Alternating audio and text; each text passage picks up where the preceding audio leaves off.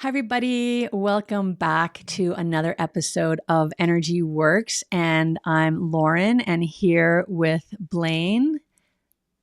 Say hi, Blaine. Hi. And so we are going to talk about one of the pillars of health. There are in Ayurveda, which is the sister science or the science, the healing modality from India, of which yoga is a branch of. It's a 5,000-year-old healing modality that is still used today. And they have three pillars of health. And so one of the pillars of health is sleep. And so we're going to talk about sleep today. And I'm going to tee us up because if you've read our newsletters, you know that Blaine just wrote a newsletter about an interesting quality that she has and an interesting little nickname that she has among her friends. And she started off with, everybody or many people are known by sort of a weird, quirky thing that they have that's their sort of signature. And my weird, quirky thing is I'm called the logistics queen. Like if you want to figure out how to do some trip or plan some event or anything that involves logistics and planning, I'm your girl. I'm the sweet spot. I love doing that. And Blaine wrote in this newsletter that her quirk is she's known as the sleep queen. And it was such an interesting thing to kind of pinpoint about herself. And she sort of talked about it a little more. And I was so fascinated by it that I thought, let's do a whole podcast where we talk about why are you the sleep queen and why is that so valuable in your life? She is, as some of you know, and you're starting to learn, she is a very, very high achiever. And I think a lot of that has to do with her dedication to her sleep. And I'm laughing only because it sounds kind of funny, but it's not a joke. This is the real deal. This is one of the reasons why she is such an accomplished woman. So, Blaine, tell us a little bit about where that nickname came from and why you wear it so proudly. I love this crown, Lauren. I love it. And that's why I was compelled to write this newsletter about it because there is no one who is close to me who doesn't know about me and sleeping. And I'll start with, and this is a little bit of a tangent, but I think it matters, at least in my story around sleep, is boundaries. I have very publicized boundaries around sleeping. And they're, especially in the evening, I am in bed. Gosh, I mean, I used to always be in bed by like 8:45 to be asleep by 9. I would say the last couple of months, it's been more like 8:15. It's moving earlier. So I can have a little bit more time to relax. But my plan is to be asleep by 9. And I have habituated and conditioned my body to know that 9 o'clock is sleep time. And so, what I loved about this part of the journey is once I made it really public that I'm going to leave the party early or I'm not going to go or I'm not going to go to the concert or whatever because I have this bedtime, all of a sudden everybody's protecting my bedtime. And people will have a little small group party before their real party so I can come over and have some food and see people and get home so I can be in bed. Or even my partner Burke, I'm, for those of you on audio, I'm like tapping my watch right now. He'll be like, "Oh, Blaine, it's getting close to bedtime, let's clean the kitchen," or whatever. And or if I'm out of town and I call him before bed, he's like, "Oh my God, it's almost your bedtime." I mean, the world wants me to go to bed on time and supports me. And so part of my story is just making my boundaries super clear in public. And so that's where Sleep Queen came from, is A, I don't mess with it. The rules are the rules. And B, as I am now postmenopausal, and so many of my peers are also postmenopausal, and many conversations come up around not being able to sleep at night, I don't have that problem. And so I sleep great all through perimenopause. Now I'm, over a year post-menopause. I've just never had a problem with the sleeping. And so that's where Ask Blaine, she's the sleep queen, that came from. And so again, Lauren, I wear it with pride. I'm super happy to have this label. I've had others that were not as complimentary, I so I'm good love with this one. that. I love that. And, what I'm really interested in, and I want to talk about all of these sleep things. There's two things that you said that really stick out to me. One is that you characterize this as being a boundary that you set for yourself, as opposed to just like, I do this, I do that. This is a boundary. This is something that is non-negotiable in your life, and it feeds the health of every other aspect of your life. But I really like that you used the word boundary for that, because I think that's important when we're talking about making changes, small changes or big changes in our lives, that we can kind of waver with, like, oh, I really want to give up sugar. But then, oh, my partner brings home cupcakes and maybe I'll just have one. It's like your boundary gets kind of wiggly around that. But, so I like that word. I think that's really powerful. And the other thing that you said that really stuck out to me was this menopausal, perimenopausal, postmenopausal. So much. I was actually just listening to a podcast this morning when I was skating, and they were talking about all of these things that come up during those times of life for women, and that we always are talking about, the world that's talking about perimenopause and menopause, postmenopause. It's always talking about the problems that you have, this syndrome or that issue, or, we don't need to list all of those now. That could be another podcast, but it's always talking about the problems. And you flip it and you're like, this is going great for me. And I think that's really valuable for us to look at the things that are going really well.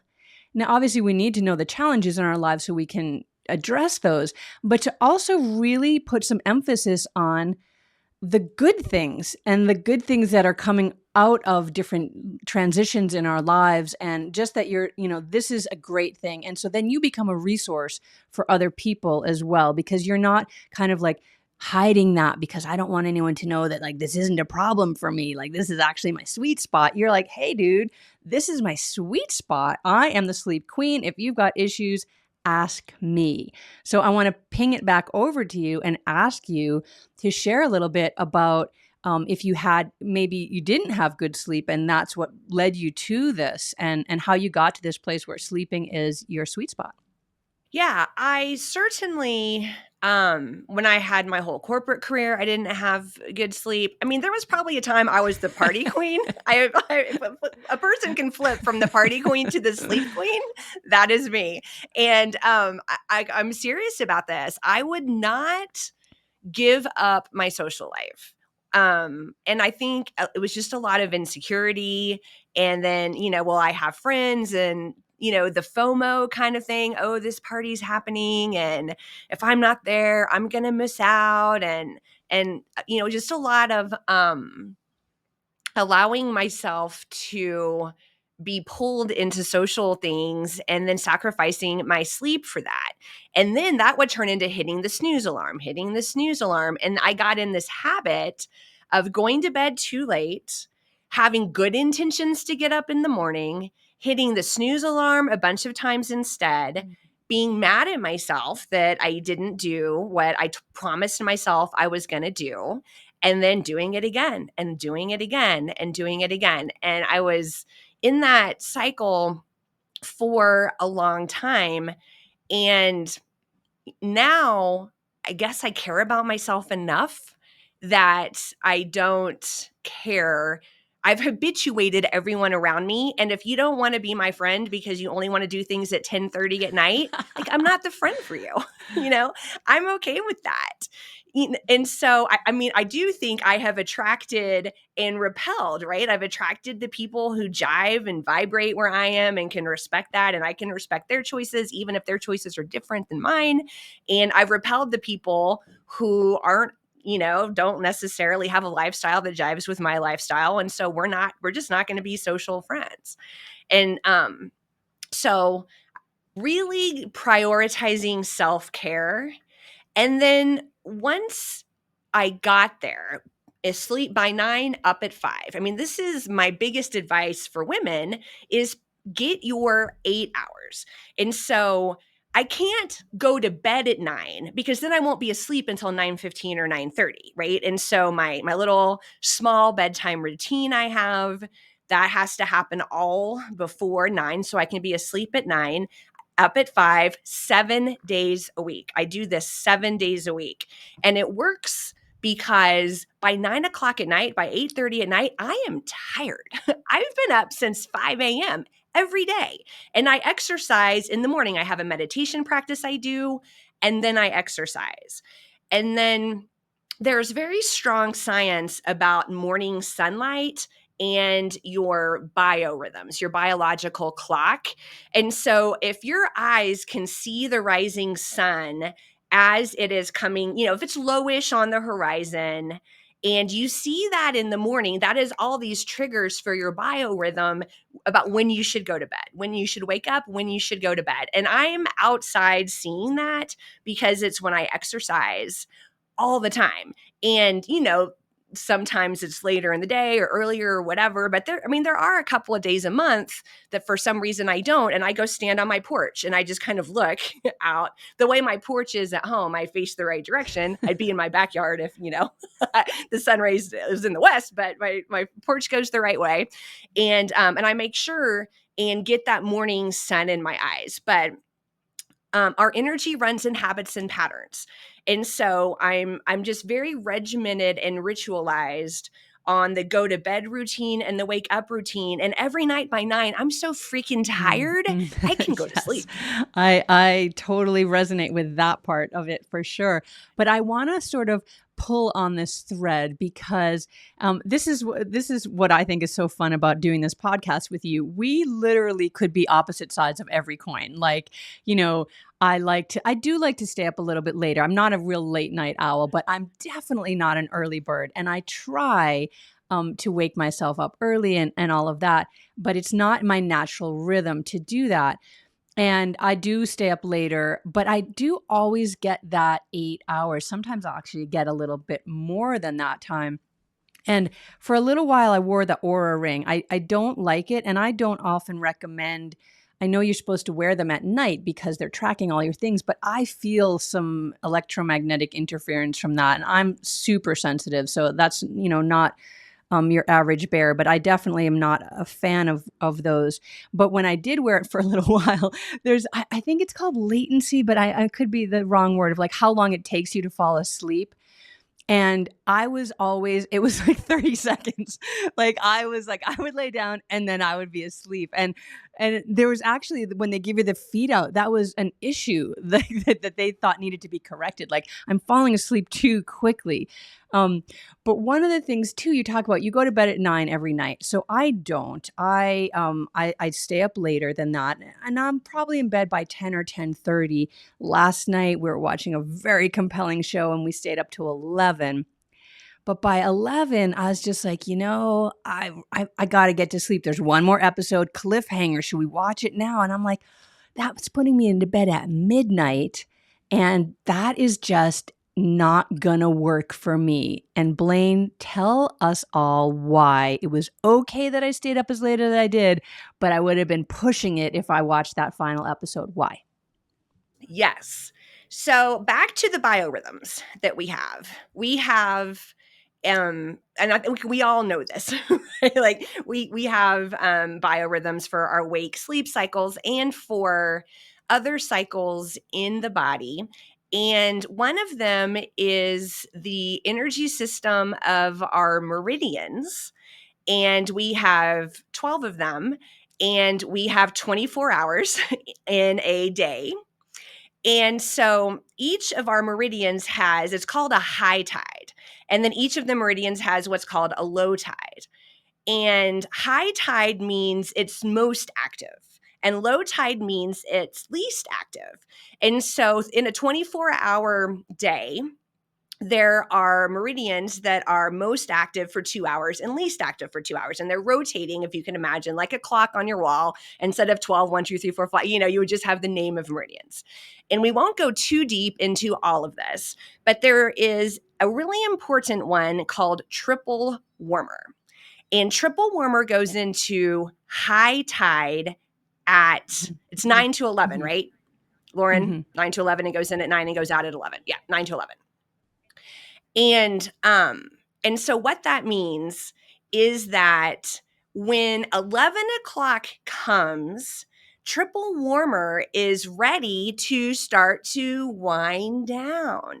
And triple warmer manages our habits, our fight or flight, our stress response, it's kind of props us up in a lot of ways. And so if 11 o'clock comes and triple warmer's like, okay, sleepy time now, and you override that and you say, no, I'm going to watch another show, or I'm going to work on my business, or I'm going to flip through Instagram for another hour, or whatever it is, then triple warmer's like, okay, I got to prop her up. Like, we have a situation here. And so you have invited this energy system to keep you going in this artificial way by not putting your head on the pillow and winding down in the way that it expects you to. And so this term second wind, and man, I have felt it back when I used to stay up later at night. It's like, oh, I'm working on this project, but I should go to bed, but it's due tomorrow. I'm just going to keep working. And then all of a sudden, 11:30 or 12, I'm like, productivity lady, right? And that is because triple warmer is helping me out. And again, our energies run in habits and patterns. And so if you're someone who's always going to bed that late, then you have habituated this energy system to basically usurp the energies from other places in your body to keep you propped up instead of letting your body flow on into the night, into the energy systems that are supposed to be working while you sleep. Yeah, just, you talked Anything to about add, that, Lauren? what triple warmer governs, and you said, the stress responses, which include the stress hormones. And so if you are, you stay up past that 11 and your body needs some energy, then triple warmer is going to dive in to where it knows it can get it, and that's your adrenals, and we're going to squeeze out some cortisol, and that's going to give you that rush of stress energy, because staying up late and making all of your body operate when it's not meant to increases the cortisol levels. And so you got that cortisol running through your body so that you can stay up and you get your second wind. But then cortisol is what you need. It rises up in the morning. It's what gets you awake in the morning and gets you going in your day. And if you've used up all of this cortisol so that you can stay up at night, well, you see what happens. It's like you've poured all the liquid out and now you've got nothing left. And now you've got to get up in the morning, but now you're dragging. And, this isn't new information. A lot of and you've read studies about if you, people that work the swing shift, right? The midnight to 8 shift or the 4 to midnight shift, but certainly that overnight shift has a marked increase in all kinds of negative health outcomes, because you are so disconnected from the natural biorhythm of the body and the peaks and valleys that the stress hormones are designed to make. You are not allowing them to do that. And it's really unhealthy, let alone that you're not getting good sleep. But actually, that is one of the reasons, right? Because if we can turn the page and go one step further, sleep is when the healing happens, the rejuvenation happens, the muscle growth happens. Everything that is allowing you to heal and to thrive in your life, and to, even all of the brain inputs that you've had all day. There's theories that, like, what's going on with your dreams, it's renegotiating and refiling everything in the brain and nervous system. And so if you don't have that time, you're not healing, you're not rejuvenating, you're not regenerating. And that just, again, starts to lead you to all of these negative health outcomes. Thank you. Yeah, beautiful, beautiful explanation about cortisol. And that leads me to another thought about what's happening while you sleep, this healing that is happening while you sleep. There are all these nightly routines that your body is doing while you sleep. And one of them is like flushing through the brain. And for your brain health, which is part of like the dream and all that sort of thing, is this cleansing process of your brain, but also all of your organs and your lymph. And I mean, there's so much magic happening while we sleep that's vitally important to our health and longevity. And so part of this going to bed early thing, or consistently, like it doesn't have to be early, we'll just say consistently, a consistent 7 days a week, go to bed, get up cycle is, when are you going to have dinner? Or when are you going to have your last big meal? Because the hardest thing, the most difficult process your body does is digest. And in Ayurveda, which Lauren talked about earlier, well, it's all about digestion first. Like if you were going to say Ayurveda in one word, it's like digestion. And so we don't want to be digesting while we're sleeping. And so in Ayurveda, you eat light dinners early. And so you can digest them fully. And I mean, I know many other scientists say this today, but Ayurveda has been saying this for thousands of years, thousands of years. Eat your final meal, make it your lightest meal of the day, and eat it early enough in the evening, because if your body is doing this difficult digesting process while you sleep, it cannot also be doing fully all of these nightly routines that it is supposed to be doing. It's too much for the body to do at once, and the body's going to have to digest because that's the hardest thing it does, and it's going to have to get done. And so that will come at the cost of other processes it should be doing while you're sleeping. And then research shows that people just don't sleep as well when they're full and they're digesting and have the big late meal and all that sort of thing. Your sleep is more interrupted because your body is trying to like churn through this hard process while you are sleeping. And so I just don't want to skip over that part, the eat early and late. Yeah, no, I think that's really important. I'm glad that you brought that up, early and light. And I think, is it 2 or 3 hours before you go to bed that you're supposed to finish that final meal? And light. So in Ayurveda and in many cultures around the world, this is done all over Europe as well. That the largest meal is the midday meal. That's when the digestive fire is the highest, and that's when you're meant to eat the most difficult things. If you do have, difficult things to digest, it like meats or cheeses, dense proteins in your diet, that's the time to eat them because the digestive fire is very high. And then later, around, 5 or 6 or 7 at night, you're having supper, which the original meaning of that word is supplemental. That's where the word supper comes from. It's supplemental. It's not a huge feast. It's often very light. It's maybe a bowl of soup and a piece of bread or something that's easy for the body to digest. Khichdi from India, a grain dish that's cooked very long and almost pre-digested before you eat it. It's almost like not a baby food, but it's very like it's got a little bit of that consistency, right? It's quite delicious. I'm not giving it its proper credit here. But that's what you're eating at a supplemental meal. And sometimes you're not even eating that. If you've eaten enough at lunch and you feel satisfied and satiated, you don't even need that supplemental meal. And then the body has even that much more energy to do all of the other healing processes that would get waylaid by digesting. So I think that's really important that you brought that up. I want to dive into one other thing that is important to do. It's sort of like all these things we have to do early enough so that the body can get ready for sleep. But I don't want you to think about like those last 3 hours of your day is like, oh, I can't do anything. I can't eat then. And we're going to talk about exercise right now. So like so let's talk about exercise, because you talked about doing it early in the morning, and I do that as well.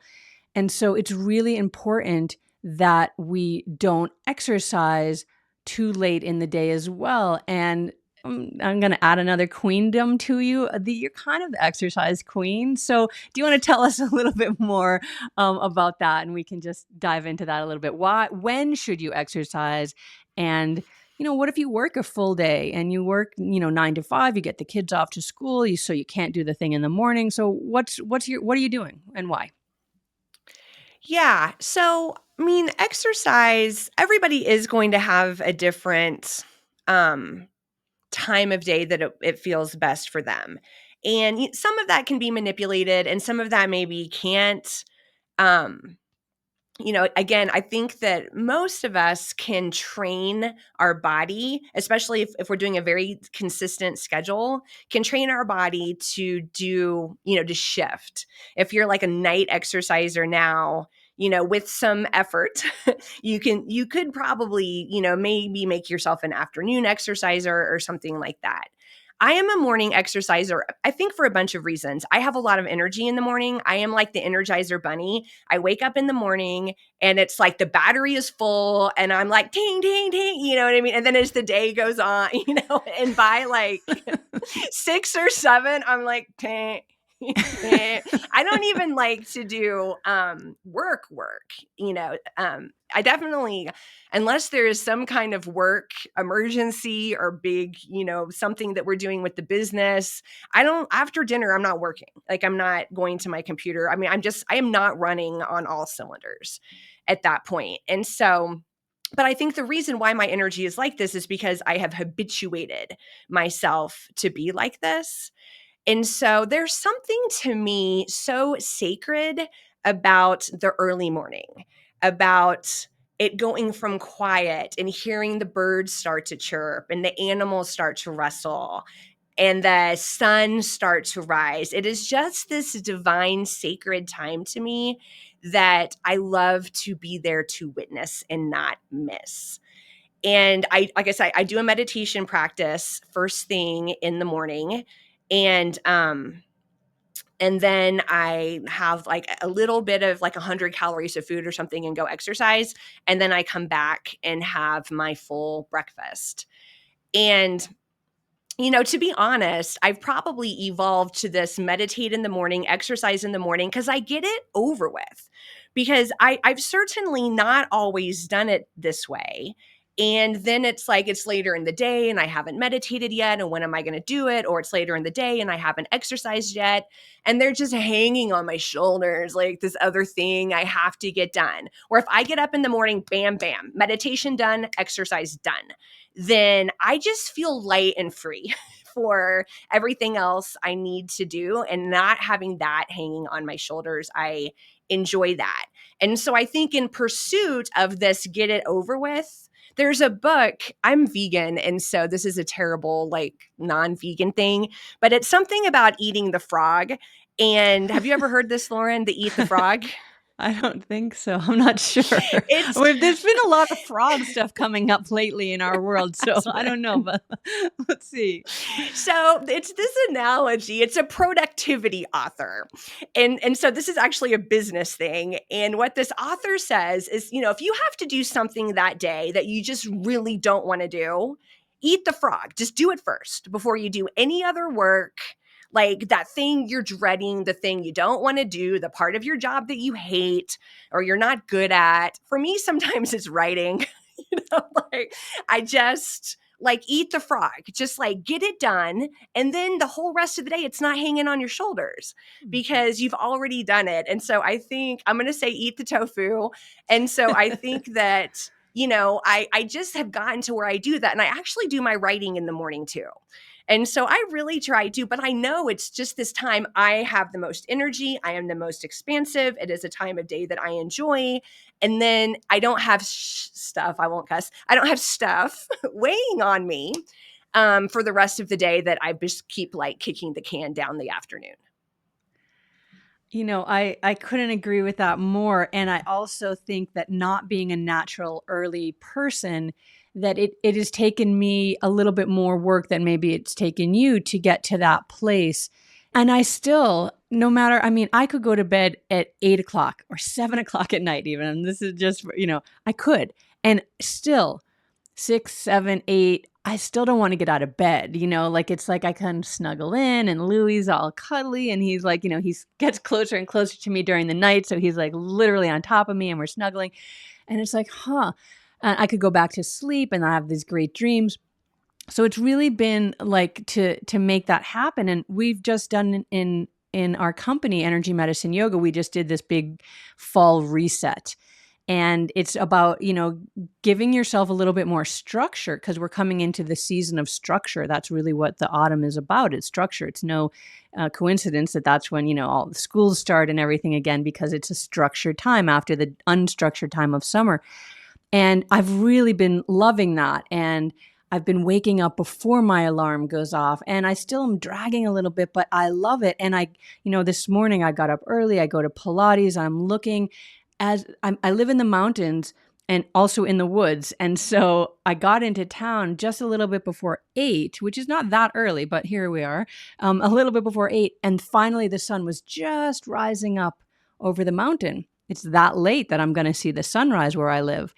And I stopped and I went back into the middle of the street and I did some sunning where you don't look at the sun directly. So you close your eyes and then you turn your head to the side, open your eyes, and then pass your head, like you're turning your head side to side, horizon to horizon, and you're opening at the sides and not when you're looking directly at the sun, and allowing that to come into the body.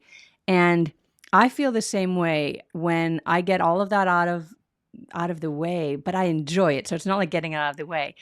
In the morning, the whole rest of the day feels so spacious to me because I'm not trying to stick anything in. Like and I've sometimes gotten to the place where like, I don't even know what to do with this extra time. This is when I would be going to do a thing and I've already done the thing.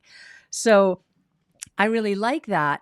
And, but I also want to talk about why it's important that we don't do really hard exercise late in the day. And it's a really similar reason of why we don't want to eat late in the day. And so do you want me to ping it back to you, Blaine? You want to talk a little bit about why it's better to exercise like a harder exercise? Like, I went ice skating today and I know you probably went running today. And that's something that you want to do earlier in the day. And maybe you can share why. Yeah. I mean, in a nutshell, it's stimulation for the nervous system, stimulation for the brain, the heart. When you get your heart pumping really quickly, you get the brain firing, you get your muscles firing, you get everything going. It's really quite stimulating. It's why people feel great after they exercise. Um, is because you're really like pushing the body in this way that the body wants to move. Like we have the the plant is like, sun, just like it doesn't have to move. And there's little chemicals in the plant that helps protect it from predators and keeps it from being eaten. And it can just be in place and get all its nourishment. We have arms and legs, right? I mean, we have to go get our food. We have, we have a body that is meant to move. We have limbs. It's a massive part of our health. And I think we all know that when we stop moving, things start going downhill from a health perspective. So all that to say, it's very stimulating. It's very good. It does not help you sleep. Like all of the things that are happening after you exercise are not things that are like, hey, system, wind down. It's time to go to bed now. It is basically the opposite of that. And so, sure, you can do some gentle yoga. You can maybe go for a sunset walk or a paddle on the water, or something that is more like calming and slow and in recognition of winding down at the end of the day, but not something that is stimulating and fast and under the umbrella of what we would call like, I did my workout. That needs to happen earlier.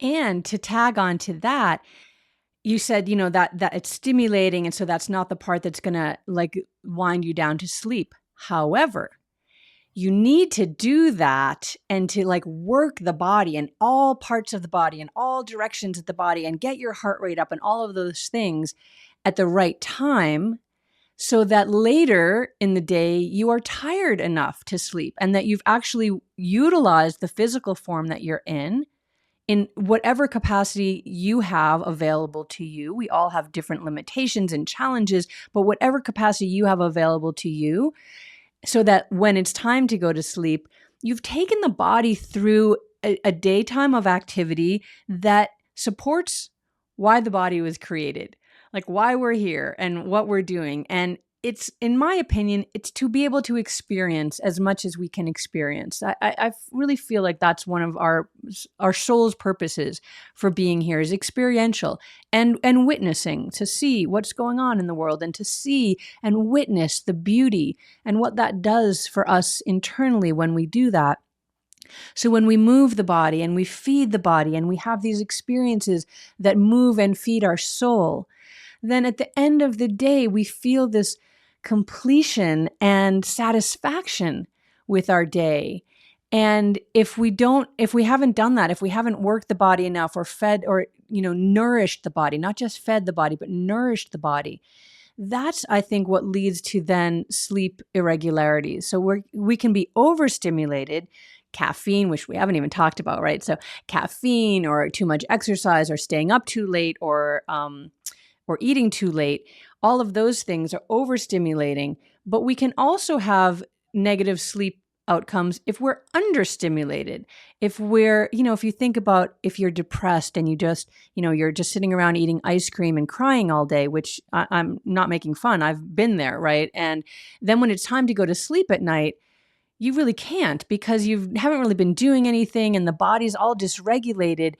And so you don't find that relief and that release that comes from this good night of rejuvenative sleep.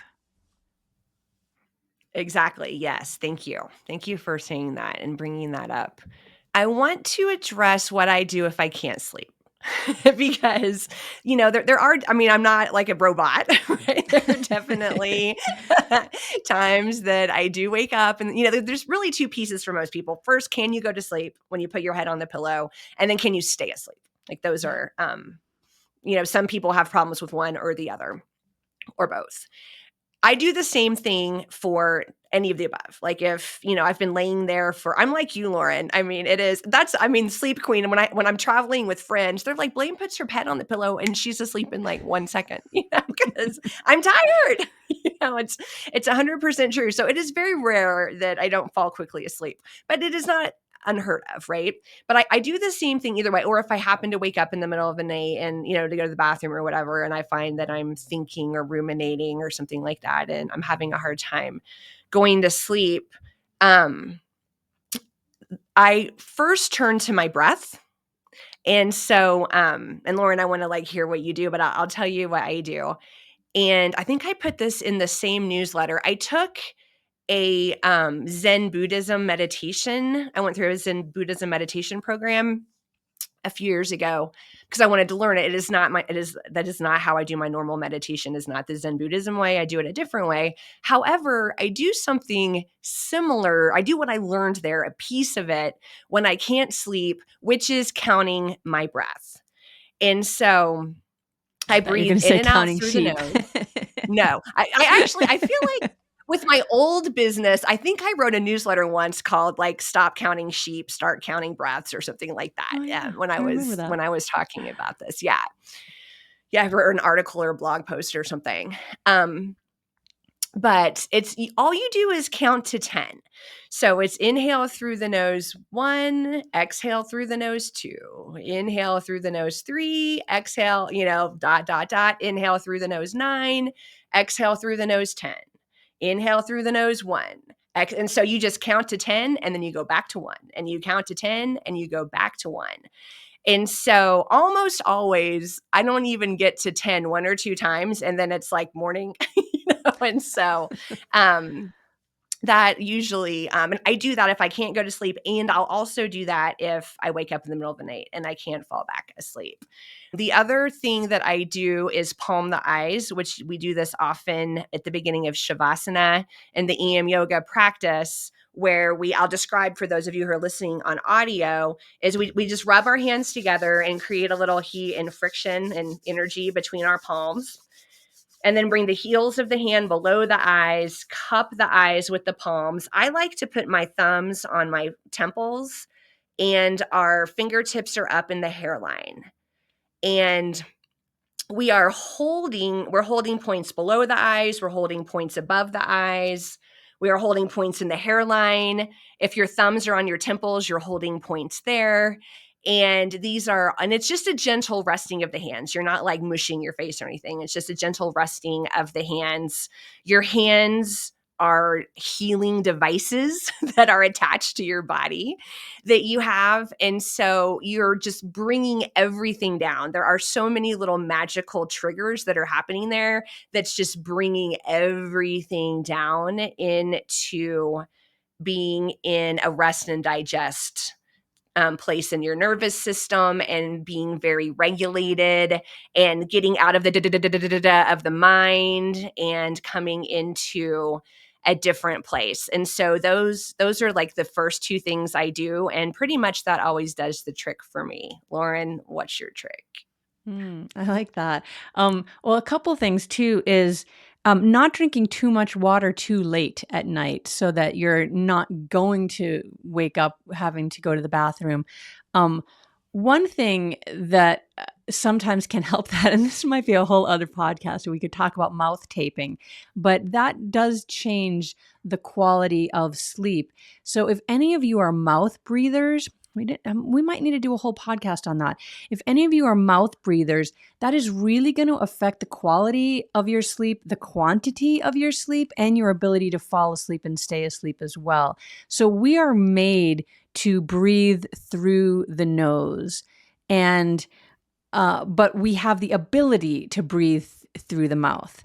And we're actually called obligate nose breathers. And so sometimes you'll see little babies, and if their noses are stuffed up, that's why we have the ability to breathe through the mouth. But they'll cry because they can't breathe, and then that crying will allow them to breathe, to get oxygen in the lungs. But we're not meant to breathe through the mouth. And if you breathe through the mouth, all kinds of things happen that aren't good for you. We've talked about James Nestor's book, Breath, and if you haven't read it, read it because it's fabulous. But that's one of the things you can do is you put a very light taping over the lips, and it keeps the mouth closed to retrain you to nose breathe. And that can help you stay asleep through the night, because breathing through the mouth can actually, it dries out the mouth. It makes you have to urinate more in the middle of the night. It does all these other things. So that's one thing. And I do mouth tape with some regularity. I didn't even, you talked about breathing, which I'm talking about now, so it's kind of funny I'm going to say this, but when you said that you do this breathing test, it never even occurred to me to, in the middle of the night, do some pranayama if I wake up. So I was like, oh, that's fascinating. But what I do is I do the palming that you do as well. I'll often cross my hands, and there's something about the way, like if I'm sleeping on my side and I cross my hands over to do that palming, that I can actually snuggle in and I'll go right back to sleep like that with my hands crossed and covering my eyes. Another thing that I do, again, this is a technique that we use all the time in energy medicine yoga. It's just putting your hand over your forehead as if you're taking your temperature. And you can like prop up the pillows in bed so that you can just lie down like that.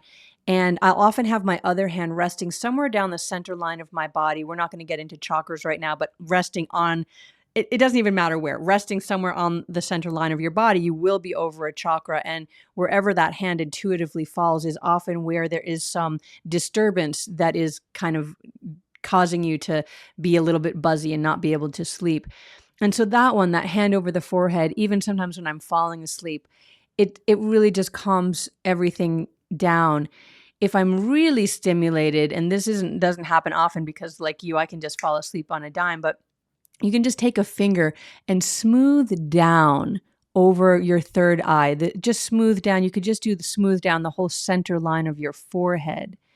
And especially for people, and I would imagine a lot of the people that tune into our podcast are very psychically aware, maybe empathic, and pick up a lot of information from the fields around you constantly. And that can be wonderful and also exhausting. And just doing that little smooth down the center line of the forehead can really, it's literally closing the third eye so that then you can relax and go to sleep. Instead of that breathing practice that you do that I really like, I will sometimes, and this happened just last night because we watched this very stimulating show, and it was kind of a whodunit. So I'm thinking, and I don't want to think about that because now I want to go to sleep. And I'll just start repeating a mantra in my mind. And this happens anytime like there's something going on where my head can go, we've been doing a lot of really intense work in our company. And so I lie down in bed and I get all these ideas and, oh, I should have done that. And I got to text Blaine, we have to fix this thing. And instead of that, I'll just start to chant a mantra. And it'll often just be an om. I just want to focus my mind on something that is not a story, that is not words, that is not going to stimulate me, but it's going to calm the whole system. And I'll just chant om, om in my head a few times. And like you said, and then it's the morning. I love that. I'm so glad you said that about mantra. Yeah, very similar to the breath. It's just an anchor. You're just anchoring your thoughts on something besides your thoughts. Yeah. On something else. So mantra, I'm sure for many people would also be a beautiful solution. So Lauren, I think we did sleep. What do you think? I think we did sleep too. This has been really fun. And I have a few other ideas about sleep, but they don't really lend themselves so much to an audio podcast. So maybe what we'll do is we'll figure out another way to share this, and then we'll drop in some show notes where people can find this other information. So reach out to us and leave us a comment here. What's your sleep routine like? Do you sleep well? Do you nap during the day? We didn't cover napping, so I think we're going to come back and do another podcast on sleep. Blaine mentioned that digestion is one of the other pillars of health in Ayurveda, and we'll just leave the third one to tackle another day because it's a really juicy and exciting and fun one. So leave us a comment there. How do you sleep? Do you not sleep? Do you need more tools to sleep? Or try one of these tools and see if it helps you, and let us know. We love hearing from you. Thanks for tuning in. Thank you so much, Blaine, for sharing all your queen sleep wisdom. Yeah, you're welcome. Everybody have a great rest of the day and a restful sleep tonight. Bye.